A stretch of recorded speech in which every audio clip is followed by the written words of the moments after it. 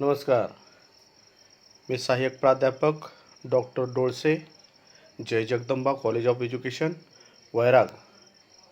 आज मी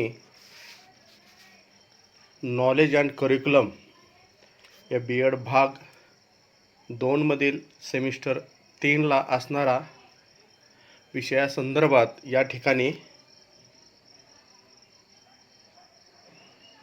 घटक क्रमांक 2 शिक्षणामध्ये विकसित होत असलेला ज्ञानाचा पाया या संदर्भात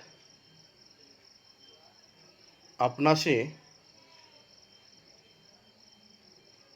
या ठिकाणी चर्चा करण्याचा प्रयत्न करीत आहे. शिक्षणामध्ये विकसित होत असलेला ज्ञानाचा पाया यामध्ये शिक्षण आणि ज्ञान हे 2 शब्द आलेले आहेत. ज्याप्रमाणे मनुष्याच्या आयुष्यामध्ये ज्ञानाला अनन्यसाधारण असे महत्त्व आहे, त्याचप्रमाणे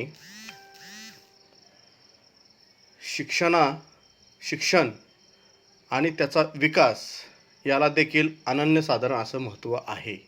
ज्ञानाचा पाया ज्यावेळेस कोणत्याही क्षेत्रामध्ये उतरला जातो किंवा तो लावला जातो, त्याचा आधार घेतला जातो, तेव्हा ते क्षेत्र हे एक प्रकारे शास्त्रयुक्त व अधिकृत माहितीचे एक स्रोत असल्याचं या ठिकाणी आपल्याला जाणवतं. आजच्या या तासाला आपण शिक्षणामध्ये विकसित होत असलेला ज्ञानाचा पाया या संदर्भात एकूण 3 उपघटक पाहणार आहोत. ज्ञान निर्मितीची प्रक्रिया, ज्ञाननिर्मिती प्रक्रियाचे घटक, ज्ञान संप्रेषण व ज्ञाननिर्मितीत ज्ञाताची भूमिका या 3 उपघटकाविषयी आपण थोडक्यात या ठिकाणी आढावा घेणार आहोत. या ठिकाणी तुम्हाला एक ज्ञान निर्मितीची प्रक्रिया कसे होते या संदर्भात एक पिरॅमिड आकाराचा अथवा शंकू आकाराचा एक त्रिकोण या ठिकाणी तुम्हाला दिसतो. याच्या तळाशी पाहिलं तर या ठिकाणी नोंद, ज्यालाच दुसरा शब्द आहे सामग्री, ज्याला इंग्रजीमध्ये डेटा असं म्हटलं जातं. अशा नोंदी, अशी सामग्री ज्या कच्च्या असतात, ज्याला आपण कच्चे प्रदत म्हणतो, ज्याच्यावर कसलेही संस्करण झालेले नसतात, असा हा डेटा असतो. जेव्हा या डेटावर काहीतरी प्रक्रिया केली जाते, काहीतरी त्याला संदर्भ जोडला जातो, लावला जातो, तेव्हा त्याचं रूपांतर हे माहितीत होतं आणि या माहितीचं देवाणघेवाण आपण व्यक्ती आणि व्यक्तिसमूह, व्यक्तिसमाज, व्यक्ती अगदी राज्यस्तरावर, देश पातळीवर आपण या माहितीची देवाणघेवाण करू शकतो. जेव्हा ही माहिती अधिकृत होते, जेव्हा या माहितीला शास्त्राच्या चाळणीतून चाळून त्या ठिकाणी त्याचे रूपांतर केले जाते, ज्या माहितीचा उपयोग हा कोणत्याही परिस्थितीत आपल्याला एक सामान्य या ठिकाणी त्याचा फायदा झालेला आपल्याला आढळतो, जाणवतो, तेव्हा त्या माहितीचे रूपांतर नॉलेज अर्थात ज्ञानामध्ये झालेले असते. त्यानंतर जेव्हा हे ज्ञान प्रत्येकाकडे येते, तेव्हा ती व्यक्ती त्या क्षेत्रामध्ये शहाणी आहे असं म्हणायला काय हरकत नाही.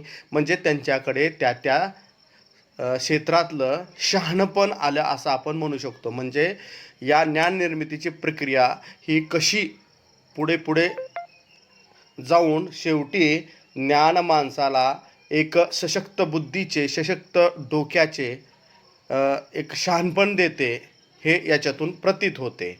म्हणून याची पिरॅमिडच्या तळाशी ह्या डेटा आहे आणि शेवटी ज्ञानापेक्षा सुद्धा शहाणपण हे मोठं आहे, हे या पिरॅमिडमधून आपल्याला निदर्शनास येते. यानंतर ज्ञान निर्मितीचा अर्थ. ॲक्च्युली ज्ञानाची निर्मिती होती तर कशी? तर याच्यातील हे एक 5-6 मुद्दे आहेत. पहिला मुद्दा आहे संवेदना, दुसरा मुद्दा आहे अवबोध, तिसरा मुद्दा आहे संबोध, चौथा मुद्दा आहे विश्वास, नंतर तर्कशक्ती आणि शेवटी उपयोजन क्षमता. संवेदना म्हणजे काय? काहीतरी आपल्याला समजा चावलेलं आहे, तर तर ही झाली संवेदना. काहीतरी कानावर आपल्याला कोणाचा तर आवाज येतो, ही झाली संवेदना. म्हणजे पंचज्ञानेंद्रियामार्फत जेव्हा आपण बाहेरील गोष्टींचा थोडक्यामध्ये म्हणजे कान ऐकतो, जीभ चव घेते, नाक गंध घेतो, डोळे पाहतात हां.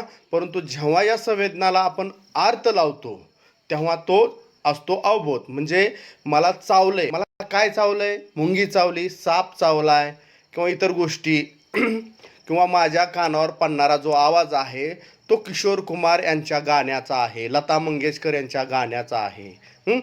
जेव्हा असं आपल्याला समजतं तेव्हा तो झाला अवबोध. आणि या अवबोधाचं रूपांतर जेव्हा सर्वसामान्य अशा नियमामध्ये सिद्धांतामध्ये होतं तेव्हा ती त्या संदर्भातली सर्वांची अगदी ठामपणे आपण त्या ठिकाणी सांगू शकतो की त्याची त्या संदर्भातली जो काय संबोध असेल, जी काय संकल्पना आहे ती क्लिअर झाली असं म्हणायला काय हरकत नाही. म्हणजे संवेदनापेक्षा अवबोध मोठा असतो आणि अवबोधापेक्षा त्या ठिकाणी तुमची संकल्पना क्लिअर असणं गरजेचं आहे. जेव्हा तुमच्या संकल्पना क्लिअर असतात तेव्हा साहजिकच आहे त्या संकल्पनेविषयी तुमच्या मनामध्ये विश्वास हा निर्माण होतो आणि हा विश्वास लॉजिकली अर्थात तर्कशक्तीद्वारे तो निर्माण होणं गरजेचं आहे. या ठिकाणी कोणत्याही श्रद्धा अंधश्रद्धाला थारा नसतो आणि या तर्कशक्तीच्या जीवावर जेव्हा आपण आपल्या दैनंदिन जीवनामध्ये त्याचा उपयोग करून घेण्याची क्षमता आपल्याकडे जेव्हा येते तेव्हा या ठिकाणी त्या क्षेत्रातील त्या संदर्भातील ज्ञाननिर्मिती झाल्याशिवाय राहणार नाही.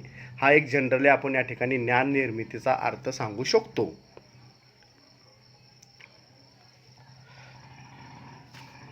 या पीपीटीमध्ये बघा, नवज्ञानरचना किंवा नवज्ञाननिर्मिती म्हणजे काय, ज्याला आपण रचनावादी असं म्हणतो पहा. तर दुसरं तिसरं काय नसून पूर्वसंवेदना किंवा पूर्वानुभव किंवा पूर्वविचार जो काय तुम्हाला असेल त्याच पूर्वसंवेदनामध्ये जेव्हा संवेदना किंवा पूर्वानुभवामध्ये नव अनुभव आणि पूर्वविचारामध्ये जेव्हा नवविचार तुमच्याकडे येतात तेव्हा त्या ठिकाणी नव ज्ञानाची निर्मिती अर्थात ज्ञानाची रचना झाली असं आपण या ठिकाणी म्हणू शकतो. तर अशा प्रकारे आज आपण या तासाला थोडक्यामध्ये ज्ञाननिर्मितीची प्रक्रिया किंवा ज्ञाननिर्मितीच्या प्रक्रियेमधील उपघटक कोणते आहे थोडक्यात या ठिकाणी पाहिलेलं आहे. आता ॲक्च्युली ज्ञाननिर्मितीची प्रक्रिया कशी होते हे आपण पुढल्या तासाला थोडक्यात पाहूया. धन्यवाद.